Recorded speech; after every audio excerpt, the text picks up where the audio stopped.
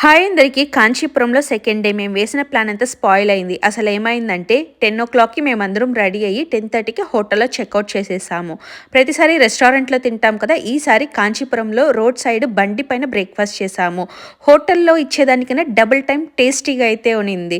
First ఏకాంబరేశ్వరి టెంపుల్కి వెళ్దాం అనేసి గుడి దాకా వెళ్ళాము. ఆపోజిట్లో ఒక డెత్ ఉనింది, దానివల్ల గుడి క్లోజ్ చేసున్నారు, ఈవినింగ్ ఓపెన్ చేస్తారు అనేసి అక్కడ ఉండే వాళ్ళు చెప్పారు. ఇంకా నేరుగా కంచి కామాక్షి అమ్మవారి సన్నిధికి అయితే వచ్చాము.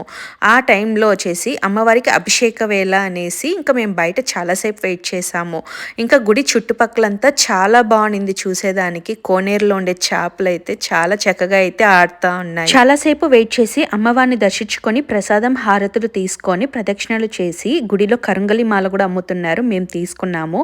ఇలాగైతే మా కంచి కామాక్షి అమ్మవారి దర్శనం అయితే అయింది. ఇలాంటి వీడియోస్ కోసం థింగ్స్ ఇన్ స్వీడన్ తెలుగు ఛానల్ని సబ్స్క్రైబ్ చేసుకోండి. వీడియో నచ్చితే లైక్ చేయండి, షేర్ చేయండి, కామెంట్ చేయండి. Thanks for watching. బాయ్.